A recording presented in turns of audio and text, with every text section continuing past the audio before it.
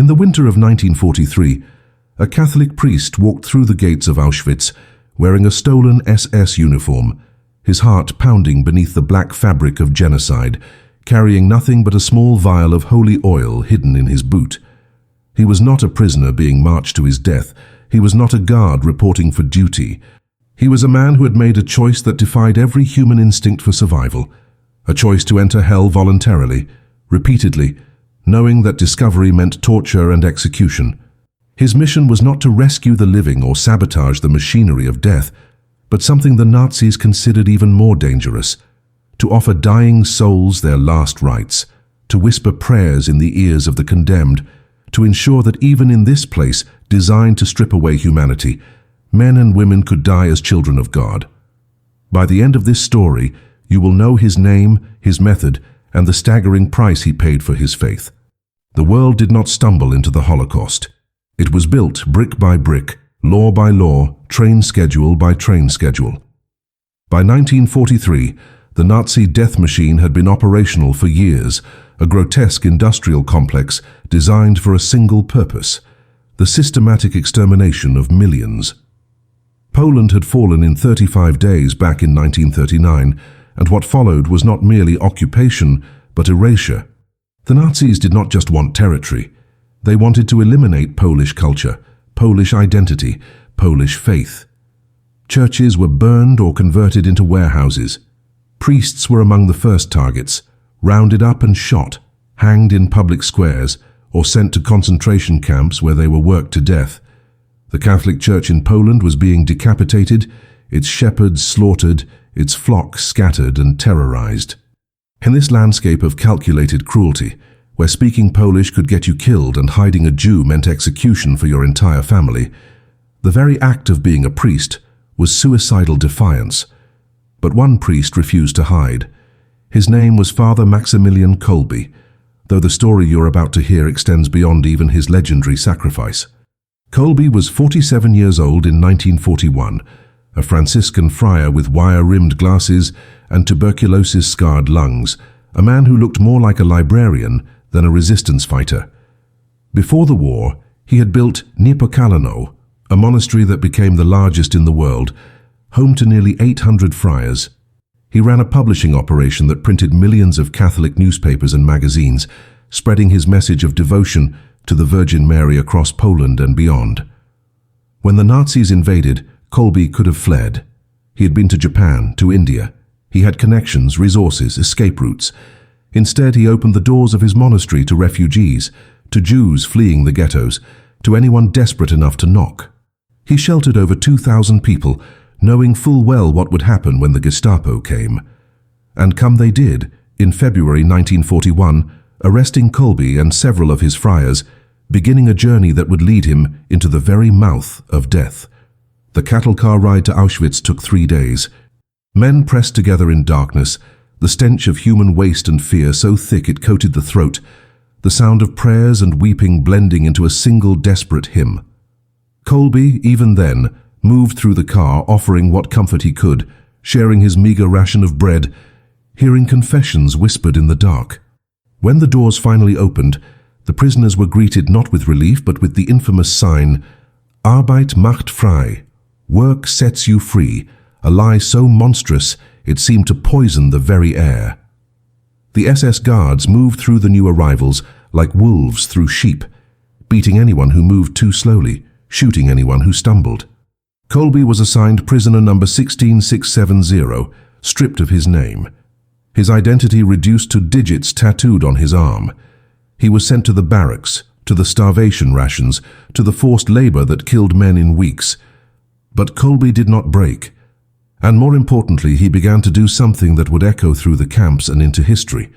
What the Nazis did not understand, what they could never comprehend, was that faith is not extinguished by barbed wire and crematoria.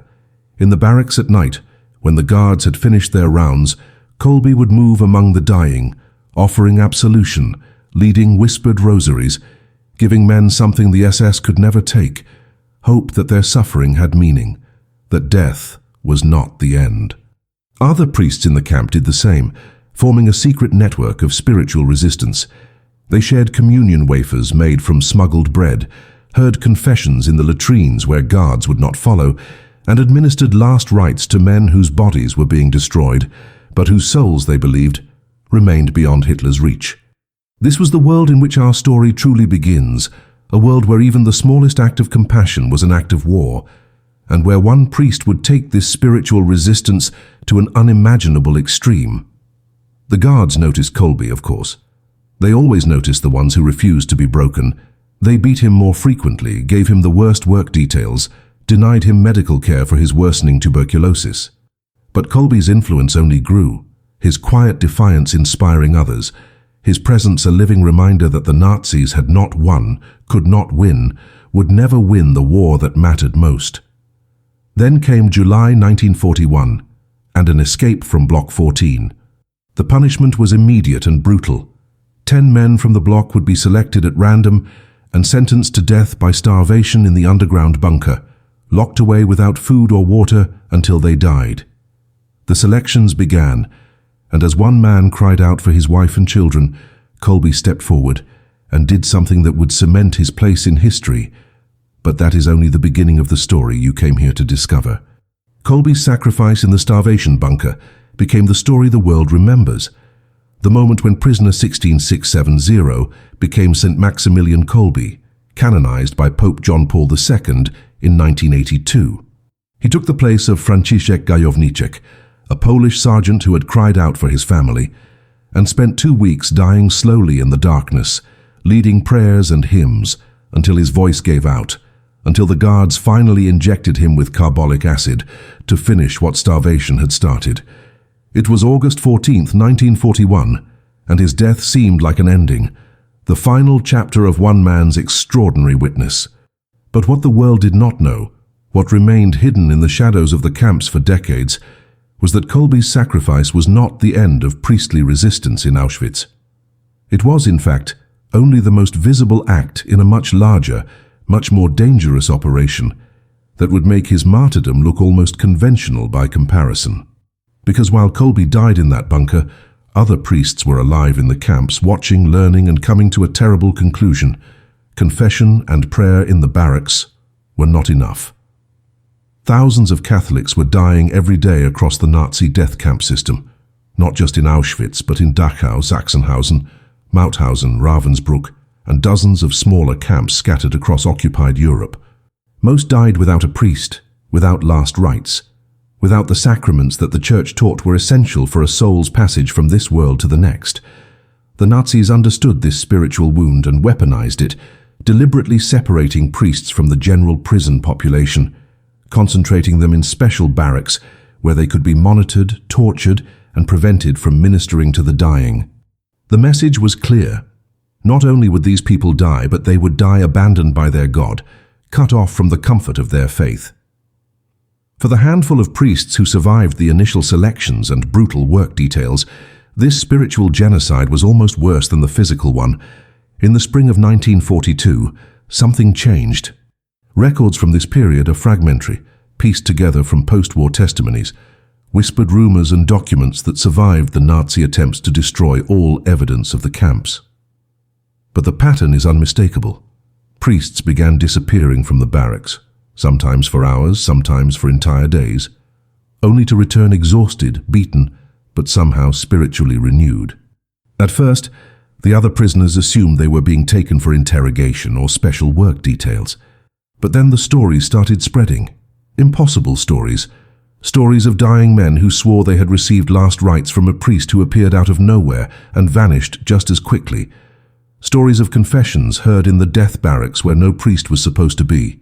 Stories of communion wafers pressed into the hands of prisoners being loaded onto trucks bound for the gas chambers. The rumors seemed too fantastic to believe, too dangerous to even speak aloud. How could a priest move freely through a concentration camp? How could anyone disguise themselves among the SS guards, those black uniformed avatars of death who knew every face, every number, every prisoner in their domain? The answer, when it finally emerged, was as simple as it was suicidal. They stole uniforms. Not the striped rags of prisoners, but the actual SS uniforms, complete with insignia, caps and boots.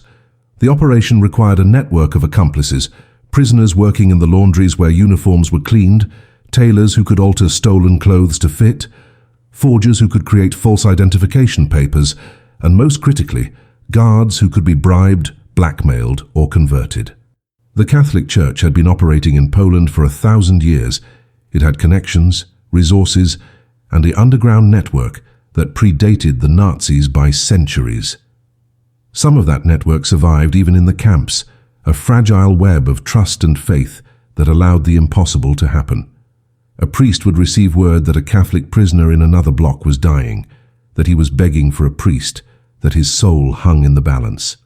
And then, in the darkest hours before dawn, or during the chaos of a work shift change, a figure in an SS uniform would appear, would move with the confidence of authority through the camp, would enter the barracks, and would kneel beside a dying man.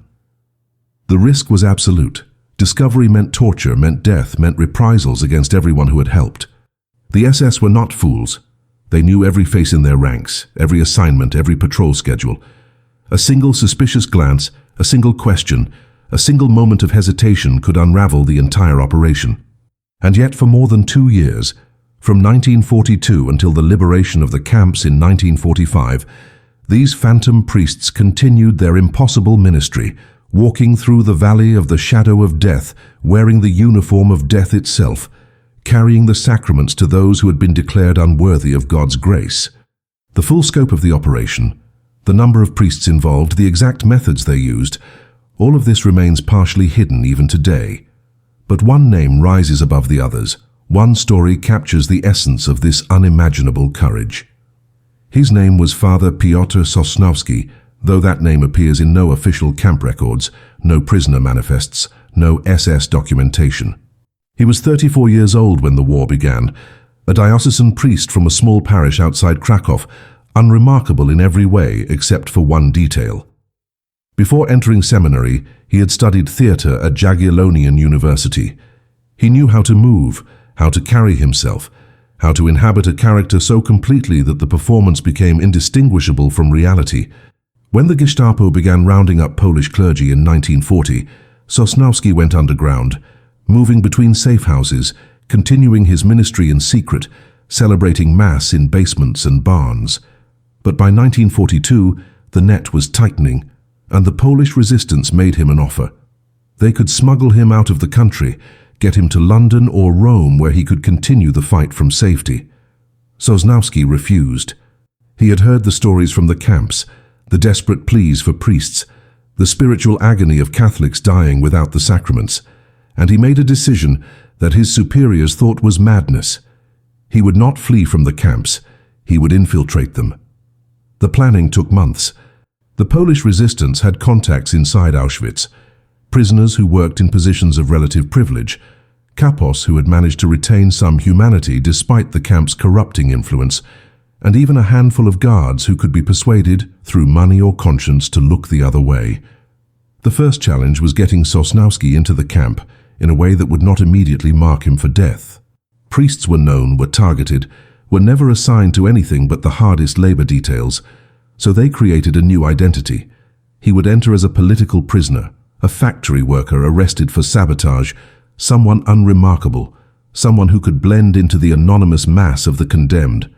In June 1942, Piotr Sosnowski voluntarily walked into a Gestapo office in Krakow, allowed himself to be arrested under his false name, and began the journey that would take him to Auschwitz.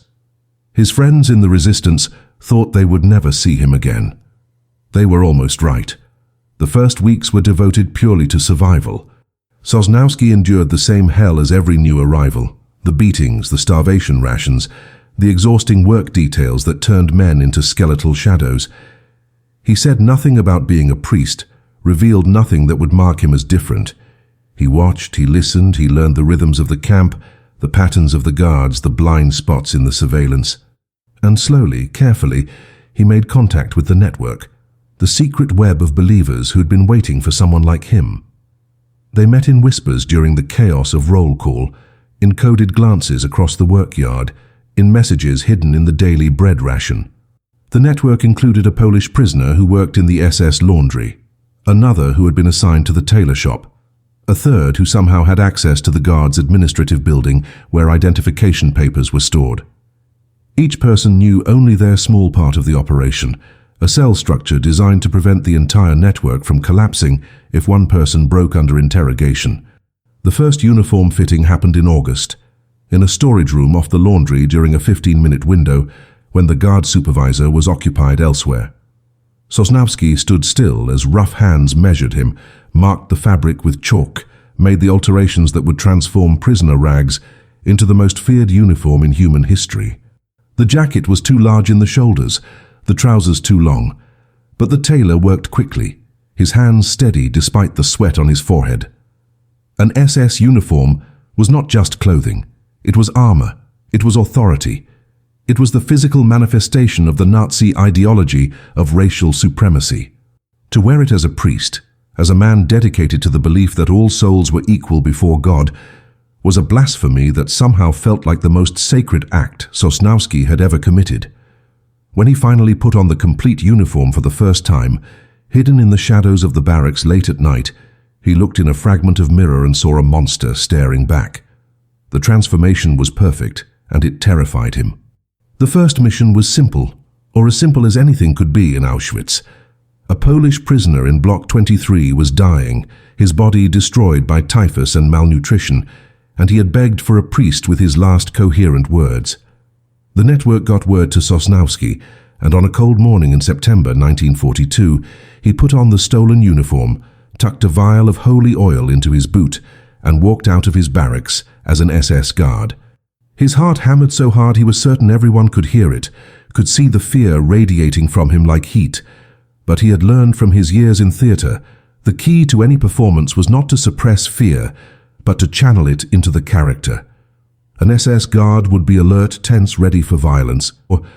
So Sosnowski walked with that energy, his hand resting on an empty holster, his eyes scanning the prisoners with the cold detachment of a man who had learned to see human beings as things. He passed two real guards near the gate to Block 23. Neither looked at him twice, and in that moment Father Piotr Sosnowski disappeared, and the phantom priest was born. Block 23 was a long wooden barracks that reeked of disease and death, its interior dim even in daylight, rows of triple-tiered bunks crammed with the dying and the nearly dead. Sosnowski entered with the posture of a guard conducting an inspection, his face a mask of disgust that required no acting at all. The capo, a German criminal prisoner with a green triangle on his uniform, looked up from his desk and immediately stood to attention. Sosnowski had memorized a dozen German phrases, enough to bark orders, to demand compliance, to project authority. He pointed to the back of the barracks where the dying man lay and said the word inspection in German, his accent close enough to pass. The capo nodded and returned to his paperwork, already forgetting the guard's presence. Sosnowski moved through the barracks, past men who turned their faces away in fear, past the sick who moaned in delirium, until he found his target, a man perhaps 40 years old, his skin yellow with jaundice, his breathing shallow and rattling. Sosnowski knelt beside the bunk, and in Polish so quiet it was almost inaudible, he whispered the words that transformed him back into a priest. "I am here, my son. I have come to bring you the sacraments."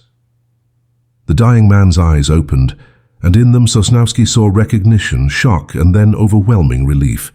Tears ran down the man's hollow cheeks as Sosnowski worked quickly, pulling the vial of holy oil from his boot, anointing the man's forehead, his hands, his feet, speaking the ancient prayers of extreme unction that promised healing for the soul even when the body was beyond saving.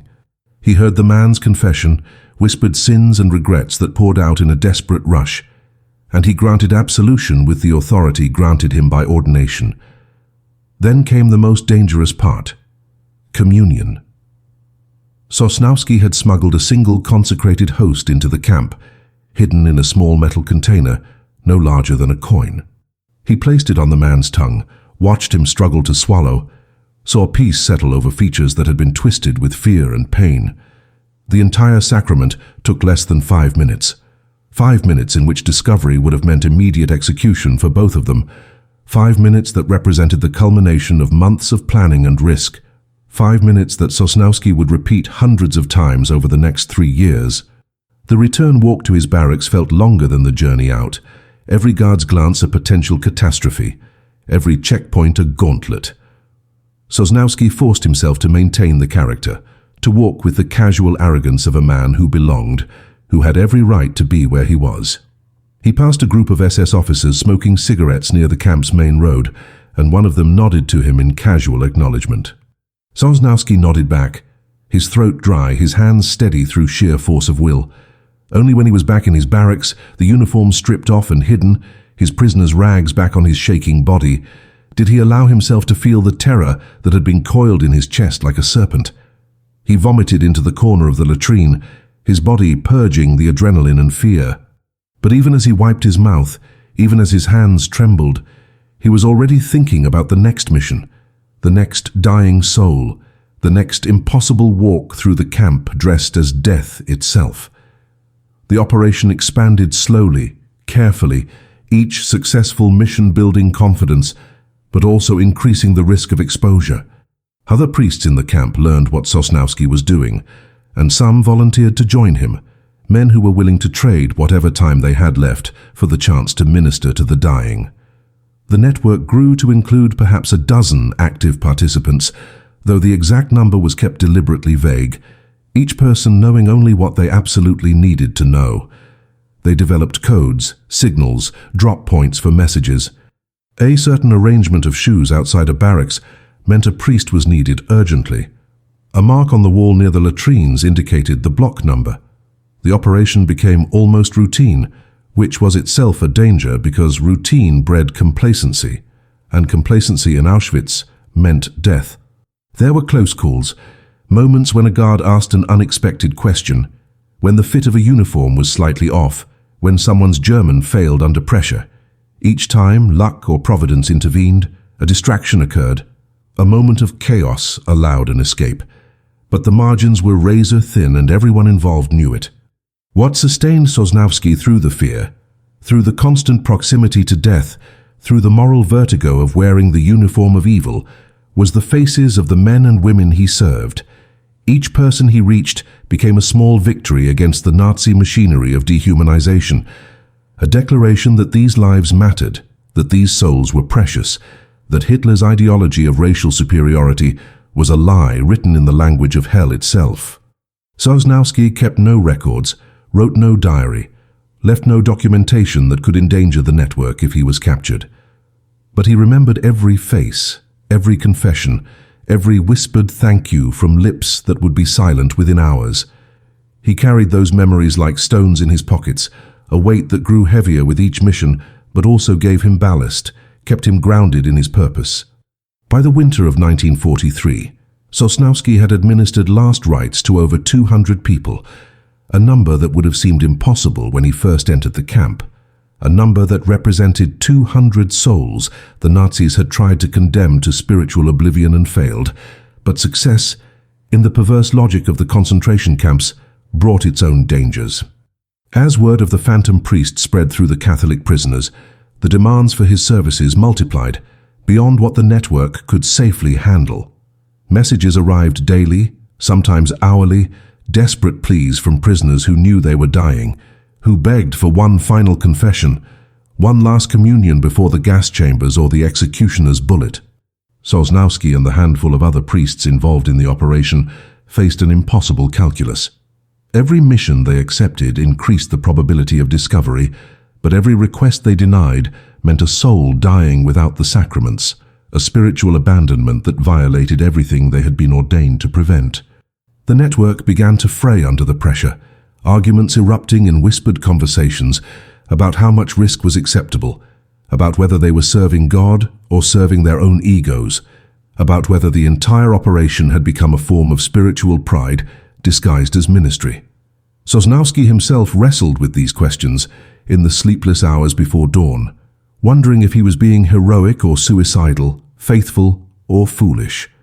The breaking point came in March 1943, when the SS launched a sudden crackdown on contraband and unauthorized movement within the camp. New security protocols were implemented, guard rotations were randomized, and identification checks became more frequent and more thorough. The network scrambled to adapt, but the margin for error had effectively disappeared. On a grey morning, when the sky pressed down like a lead ceiling, Sosnowski was returning from a mission in Block 11, the camp's punishment block where prisoners were tortured and executed. He had just administered last rites to a Polish resistance fighter who had been beaten so badly his own mother would not have recognized him. Sosnowski was 50 meters from his barracks, still wearing the SS uniform, when an officer he had never seen before stepped into his path and demanded to see his papers. The world seemed to slow down, each heartbeat a drum counting down to disaster. Sosnowski reached into the uniform jacket, his fingers touching the forged documents that had been painstakingly created by the network, and handed them over with a hand that showed no tremor, despite the panic screaming through every nerve. The officer studied the papers with the slow deliberation of a man who enjoyed wielding power, his eyes moving from the document to Sosnowski's face and back again. He asked questions in rapid German, wanting to know which unit Sosnowski was assigned to, which barracks he was inspecting, why he was alone and not on a scheduled patrol. Sosnowski answered in his rehearsed German, his accent thickened deliberately to suggest he was an ethnic German from one of the occupied territories. His responses vague enough to be plausible, but specific enough to seem credible. The seconds stretched into minutes, and Sosnowski could feel sweat beginning to gather at his hairline despite the cold. Behind the officer, other guards were beginning to notice the interaction, their curiosity piqued by anything unusual in the camp's routine. If one of them recognized that Sosnowski was not actually SS, if they called for verification, if they searched him and found the vial of holy oil still in his boot, the entire network would collapse. Everyone who had helped him would be tortured until they revealed names, and those names would lead to more torture, more names, a cascade of arrests and executions that would destroy years of resistance work. Then from somewhere behind Sosnowski came the sound of shouting and gunfire. A prisoner had collapsed during roll call in another section of the camp, and the guards were beating him, the commotion drawing attention from everyone nearby. The officer's head snapped toward the noise, his interest in Sosnowski's papers suddenly secondary to the spectacle of violence. He thrust the documents back at Sosnowski with a dismissive gesture and walked toward the disturbance, already forgetting the encounter. Sosnowski walked calmly in the opposite direction, every instinct screaming at him to run, to hide, to tear off the uniform and disappear. But running would draw attention, would mark him as suspicious, would undo the miraculous escape he had just been granted. So he walked at a measured pace, turned a corner, entered his barracks and only then allowed his legs to give out, collapsing onto his bunk as the adrenaline drained from his body and left him shaking like a man with fever. The network met that night and made a decision. They would suspend operations for 2 weeks, allow the heightened security to relax, give the SS time to forget and grow complacent again. Those 2 weeks were among the hardest of Sosnowski's imprisonment. He could hear the pleas for priests, could feel the weight of the dying who passed without sacraments, could imagine the spiritual suffering of Catholics who believed they were being abandoned by their church in their final moments. He prayed constantly, asking God for guidance, for forgiveness, for the strength to continue or the wisdom to stop.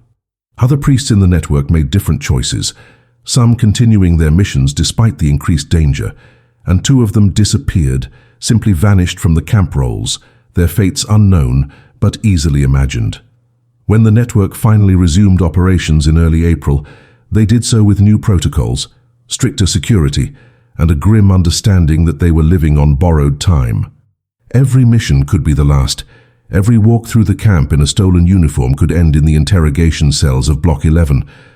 But the missions continued, because the dying continued, because faith demanded it, because surrender was not an option for men who had already chosen to enter hell voluntarily. By the summer of 1943, Sosnowski had become something he never imagined possible, an expert in the geography of death. He knew which guard towers had blind spots during shift changes, which barracks held the most dying Catholics, which times of day offered the best cover for unauthorized movement. He had memorized the names and faces of sympathetic capos, the prisoners who could be trusted to turn away when a phantom priest appeared, the locations of hidden alcoves where a confession could be heard in relative safety. He had developed an internal clock that tracked guard patrols to the minute, a sixth sense for danger that made his skin prickle seconds before an SS officer rounded a corner. The camp that had seemed like incomprehensible chaos when he first arrived had revealed its patterns, its rhythms, its secret vulnerabilities. And Sosnowski exploited every single one of them, moving through Auschwitz like a ghost, appearing where he was needed and vanishing before anyone could question his presence. The other priests in the network had begun to call him the Shadow, a title he found grimly appropriate for a man who lived between two identities, neither fully prisoner nor convincingly guard, existing in the liminal space where miracles and disasters were separated by heartbeats. The missions themselves had evolved into a brutal efficiency. Sosnowski could now complete a full sacramental rite in under 3 minutes if necessary, his prayers condensed to their essential elements, his movements economical and practiced. He had learned to read a dying person's face, to know if they had minutes or hours, to prioritize the most urgent cases when multiple requests arrived simultaneously. He carried the holy oil in different locations, depending on the risk level of the mission, sometimes in his boot, sometimes sewn into the lining of the stolen uniform, once even hidden in his mouth when a surprise inspection seemed imminent. The consecrated hosts were the most difficult contraband to secure, requiring coordination with priests outside the camp who could consecrate bread and smuggle it in through the network's limited supply lines. Some months, Sosnowski had access to dozens of hosts, allowing him to offer communion to everyone who requested it. Other months the supply dried up completely, and he could offer only the oil of extreme unction and the words of absolution, sacraments that required nothing but his priestly authority and his voice. Those were the months that haunted him, when he had to look into desperate eyes and explain that communion was impossible, when faith had to be enough because the physical elements of the Eucharist were simply not available. The psychological toll of the double life was immense and growing. Sosnowski would spend hours as a prisoner, subjected to the same brutality and degradation as everyone else, his body slowly deteriorating from malnutrition and exhaustion. Then he would transform into an SS guard, walking with the confidence and cruelty of the oppressor, and the whiplash between identities began to fracture something fundamental in his sense of self. He started having dreams where he could not remember which uniform he was wearing, nightmares where he administered last rites while simultaneously beating the dying person with a rifle butt, visions where the line between priest and Nazi blurred into a single horrifying figure. He confessed these fears to another priest in the network, a Jesuit named Father Andre, who had been in the camps even longer, and the older priest told him something that became a lifeline. The uniform did not define him, his actions while wearing it did. The SS used their uniforms to commit evil. Sosnowski used the same uniform to commit love, and that inversion was itself a form of resistance, a rejection of everything the Nazis believed about power and authority and racial destiny. By autumn, Sosnowski had administered the sacraments to over 400 people, a number so staggering he sometimes doubted his own memory. 400 souls who had entered eternity with the comfort of their faith, 400 small victories against the Nazi ideology that declared these lives worthless. But the number also represented 400 missions. 400 times he had risked not just his own life, but the lives of everyone in the network. 400 opportunities for disaster that had somehow, miraculously, been avoided. The law of averages was not on his side. Sosnowski knew with the certainty of a man who had stared at death every day for 2 years that his luck would eventually run out. The only question was when and how many people he could reach before that moment arrived. So he kept going, kept transforming from prisoner to priest to phantom, kept walking through the camp in a stolen uniform with a vial of holy oil in his boot, kept whispering the ancient prayers that connected dying souls to a grace that existed beyond the barbed wire and the crematorium smoke. The network, meanwhile, had reached its maximum operational capacity. More than a dozen priests were now involved in various aspects of the mission, some conducting the actual sacramental visits, others managing logistics, forging documents, bribing guards, coordinating the complex choreography that kept the entire operation from collapsing. They had developed elaborate protocols for what would happen if someone was caught, agreements that no one would reveal names under torture, a collective commitment to protect the network even at the cost of individual suffering.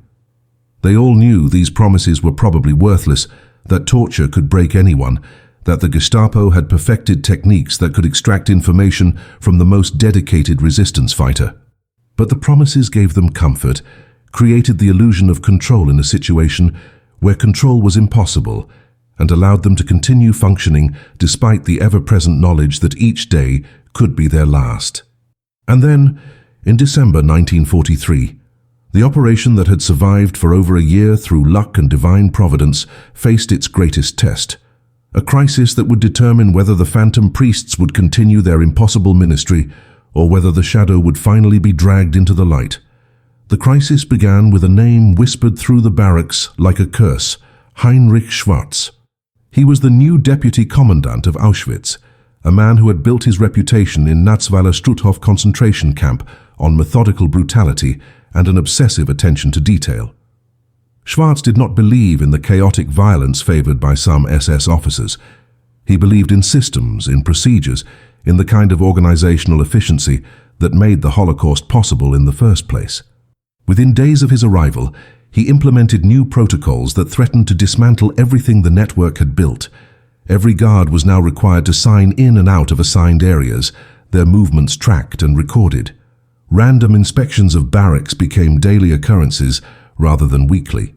Most dangerous of all, Schwarz had ordered a complete audit of all SS uniforms in the camp, an inventory that would reveal the missing jackets, trousers, and caps that the network had been using for 18 months.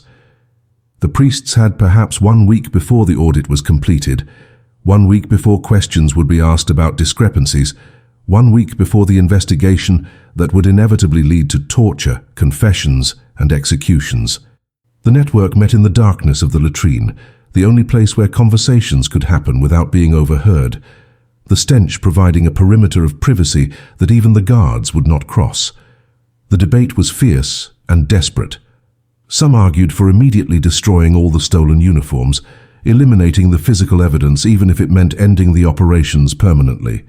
Others insisted they should accelerate the missions, reach as many dying souls as possible in the remaining days before the audit made further disguises impossible. Father Piotr, the Jesuit who had become the de facto leader of the network, proposed a third option that seemed like madness even by their standards. They would smuggle the uniforms out of the camp entirely, hide them in the surrounding countryside through contacts in the Polish resistance, and bring them back only when absolutely necessary for emergency missions. The plan required coordination with outside forces, multiple layers of bribery and deception, and a degree of luck that seemed to contradict every probability. Sosnowski listened to the arguments, his mind calculating risks and consequences, and then he spoke with a quiet authority that ended the debate. They would do all three: destroy some uniforms to reduce the discrepancy, accelerate the critical missions, and smuggle out the rest because half measures had never been an option for men who walked voluntarily into concentration camps. The next 5 days were a blur of frantic activity disguised as normal camp routine. 3 uniforms were carefully torn and stained with blood, then planted in areas where guards had recently been killed in prisoner uprisings, creating a plausible explanation for their disappearance. 2 more were smuggled out piece by piece, a jacket hidden in a laundry cart one day, trousers sewn into the lining of a supply bag the next, the complete uniforms reassembled outside the camp by resistance members who buried them in waterproof containers near the Solar River. Sosnowski himself conducted 6 missions in 4 days, a pace that violated every safety protocol they had established, administering last rites to dying prisoners with a desperation born from the knowledge that these might be the final sacraments he could offer. He slept perhaps 2 hours each night, his body running on adrenaline, and something that felt like spiritual electricity, a current of purpose that kept him moving even when exhaustion should have dropped him where he stood. The other priests in the network matched his intensity, and together they reached more than 30 people in those final days, a number that represented both triumph and tragedy, because for every person they reached, there were 10 more they had to abandon.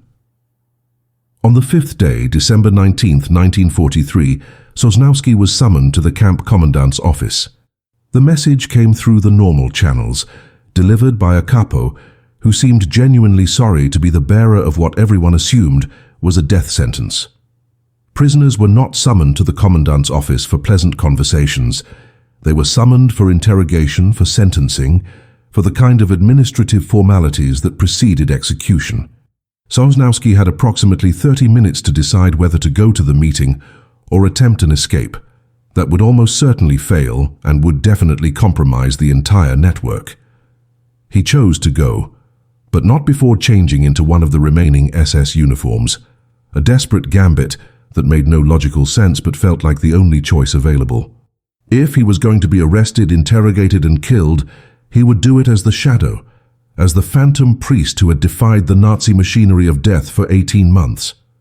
He would die wearing the uniform of the enemy, a final act of defiance that transformed the symbol of oppression into a symbol of resistance. He walked across the camp toward the commandant's office, with his heart in his throat and his prayers silent on his lips, expecting at any moment to be recognized, to be seized, to hear the shout that would signal the end of everything. The door to the office was open, and inside sat not Commandant Höss, but Deputy Commandant Schwarz himself, his desk covered with papers and photographs, his expression unreadable behind wire-rimmed glasses that gave him the appearance of a bureaucrat rather than a mass murderer. Schwarz looked up as Sosnowski entered, his eyes scanning the uniform, the posture, the face of the man standing before him. And then he spoke, and the words he said would change everything. "We have a problem with the Catholic prisoners, and I am told you are the man who can help me solve it." Sosnowski's mind raced through 1,000 possibilities in the seconds it took to process Schwarz's words. The deputy commandant believed he was speaking to an actual SS guard, someone with authority over Catholic prisoners, someone who could solve a problem. The uniform had worked too well, had created a deception so complete that Sosnowski now stood in the most dangerous room in Auschwitz, face to face with the man who could dismantle the entire network with a single order, and Schwarz had no idea he was talking to one of the very priests he was supposedly trying to control. Sosnowski forced himself to stand at attention, to respond with the clipped efficiency expected of an SS officer, and asked what problem the commandant was referring to. Schwarz leaned back in his chair and explained with the casual tone of a man discussing livestock management that the Catholic prisoners were becoming increasingly difficult to control, that they seemed to have access to sacraments despite the strict separation of priests from the general population, and that morale among the condemned was unacceptably high given their circumstances. He had evidence, he said, that someone was conducting unauthorized religious services, and he needed to identify and eliminate this resistance before it spread further. The irony was so profound, it almost made Sosnowski laugh, a hysterical sound that he swallowed before it could escape his throat. Schwarz was asking the phantom priest to help him catch the phantom priest, recruiting the very man he was hunting to assist in the hunt. Sosnowski realized with crystalline clarity that this was not a trap, but an opportunity, a chance to redirect Schwarz's investigation, to feed him false information, to protect the network by pretending to help dismantle it. He told Schwarz that he had indeed noticed unusual activity among the Catholic prisoners, that he suspected there were multiple underground priests operating independently, and that a coordinated crackdown would likely fail because it would drive the operation deeper underground. Better, he suggested, to identify one priest, arrest him publicly, and use the fear generated by his torture and execution to frighten the others into silence. Schwarz listened with the focused attention of a man hearing a solution to a problem that had been troubling him, nodding slowly, already imagining the propaganda value of a captured priest confessing his crimes before the entire camp. Schwarz asked Sosnowski to lead the investigation, to use his apparent knowledge of the Catholic prisoners to identify targets, to compile a list of suspects who could be interrogated. The assignment was a nightmare wrapped in an opportunity, because accepting meant Sosnowski would have to actively participate in hunting his own network, but refusing would raise suspicions about why an SS officer would decline such an assignment. Sosnowski accepted, requesting 2 weeks to conduct a thorough investigation, time that he knew the network would use to completely shut down operations, to destroy remaining evidence, to scatter and hide until the heat passed. Schwarz agreed, impressed by what he perceived as professional thoroughness. and dismissed Sosnowski with instructions to report back with preliminary findings after the Christmas holiday. Sosnowski saluted, turned with military precision, and walked out of the office with his legs somehow still functioning, despite feeling like they were made of water and prayers. The walk back to his barracks felt like moving through a dream, reality bending around the impossible conversation that had just occurred. Sosnowski had been given 2 weeks by the very man trying to destroy the network, 2 weeks purchased with lies and deception, 2 weeks that represented both salvation and damnation, because eventually he would have to produce results or face Schwarz's wrath. The network met again that night, and when Sosnowski explained what had happened, the reactions ranged from disbelief to dark amusement to genuine terror. They had been given a reprieve, but the price was that Sosnowski would have to manufacture an investigation convincing enough to satisfy Schwarz while simultaneously protecting everyone involved. Father Andrei suggested they identify a priest who was already dying, someone the network could sacrifice to Schwarz's need for a public arrest, someone who could die as a martyr while protecting the others. The proposal hung in the air like smoke, morally complex and practically brilliant, and after hours of debate, they accepted it with the heavy hearts of men who understood that resistance sometimes required sacrifices that felt indistinguishable from betrayal. Over the next 10 days, as the camp prepared for a bleak Christmas under Nazi rule, Sosnowski constructed an elaborate fiction for Schwarz. He identified Father Tomasz, a 68-year-old priest dying of tuberculosis who had perhaps weeks to live, as the supposed mastermind of the underground sacramental operations. He created false evidence, manufactured witness statements from bribed prisoners, built a case convincing enough to satisfy Schwarz's bureaucratic mind while protecting the actual network. On January 3, 1944, Father Tomasz was arrested in a public spectacle designed to terrorize the Catholic prisoners, dragged from his barracks and subjected to an interrogation that lasted 3 days before his failing heart finally gave out, allowing him to die before he could be forced to reveal information he did not possess. Schwarz considered the operation a success, praised Sosnowski for his efficient work, and assigned him to permanent oversight of Catholic prisoner activities.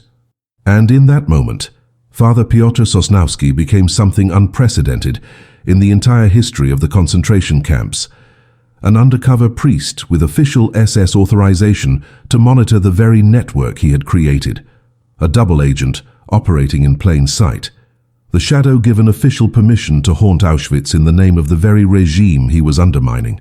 The new position granted Sosnowski an access to the camp that the network had never dreamed possible. As the official SS overseer of Catholic prisoners, he could move freely between blocks, could enter areas previously forbidden, could request information about dying prisoners under the guise of monitoring religious resistance. The irony was exquisite and terrible. Schwarz had essentially deputized the phantom priest to police himself, creating a bureaucratic absurdity that would have been comedic if it were not happening in the context of industrial genocide. Sosnowski used his authority ruthlessly, expanding the network's operations beyond anything they had managed before. He conducted missions in broad daylight now, walking into barracks as an SS officer on official business, kneeling beside the dying with the full knowledge that if anyone questioned his presence, he could cite his assignment from Schwarz himself. Between January and July 1944, Sosnowski and the network administered sacraments to over 700 people, a number that represented not just spiritual victories, but a systematic undermining of Nazi authority. Proof that even in Auschwitz, even in the heart of mechanized evil, human dignity and faith could not be completely extinguished. But the expansion came at a cost that Sosnowski felt in his bones and in his soul. He was spending more time in the SS uniform than in prisoner rags, more hours playing the role of guard than living as himself. The line between performance and reality began to dissolve in ways that terrified him. He found himself thinking in German, dreaming in the language of his oppressors.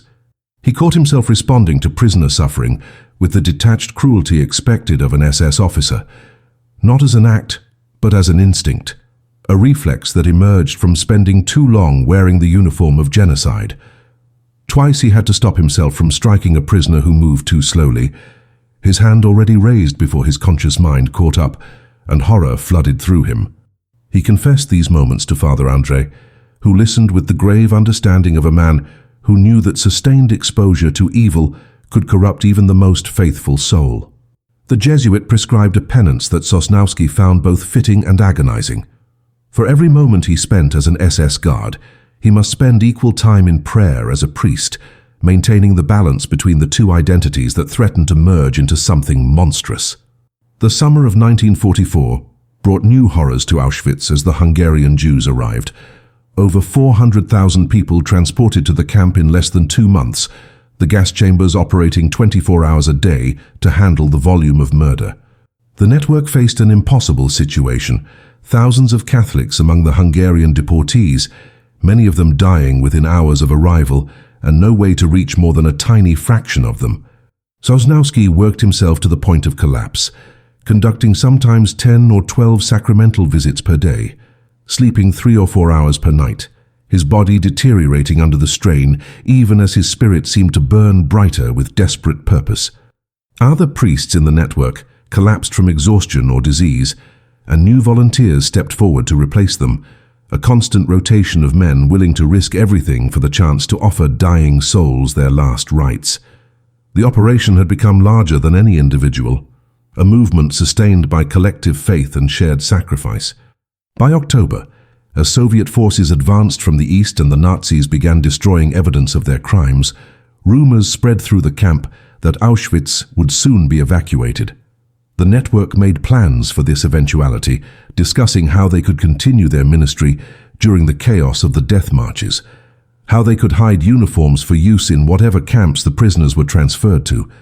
Sosnowski himself had become skeletal, his body ravaged by typhus and malnutrition, his lungs scarred from tuberculosis, contracted during his time in the barracks. He knew he was dying, that his body was finally succumbing to the accumulated trauma of 3 years in hell. But he also knew that he had done what he came to do, had reached over 1,000 souls, had proved that the Nazi attempt to create a world without God, without grace, without human dignity, had failed. The shadow had walked through the valley of death, wearing the uniform of death itself, and he had emerged not as a monster but as a testament to the indestructibility of faith. On January 18, 1945, as the SS began evacuating Auschwitz ahead of the Soviet advance, Sosnowski was too sick to walk. He was left behind with approximately 9,000 other prisoners, too ill or weak to survive the death marches, abandoned in the barracks to die or be liberated, whichever came first. For 9 days, as the camp descended into frozen chaos, as the crematoria were blown up and records were burned, Sosnowski continued his ministry among the dying, now wearing no uniform at all, simply a dying priest serving dying souls. On January 27th, Soviet forces liberated the camp and found Father Piotr Sosnowski unconscious in Block 23, surrounded by the bodies of people he had given last rites in the final hours before liberation. He was evacuated to a field hospital, where he remained in critical condition for 6 weeks before finally, slowly, beginning the long journey back to life, carrying with him a story that would remain secret for decades. Father Piotr Sosnowski returned to Poland in the spring of 1945, but the man who came back was not the same man who had volunteered to enter Auschwitz 3 years earlier. He weighed less than 90 pounds, his lungs were permanently damaged, and he carried psychological scars that no amount of prayer could fully heal. The church hierarchy debriefed him extensively, documenting his testimony about the phantom priest operation, the stolen uniforms, the 1,000 souls who had received sacraments in the shadow of the gas chambers. But then, in a decision that puzzled Sosnowski until his death, the church ordered him to remain silent about his experiences.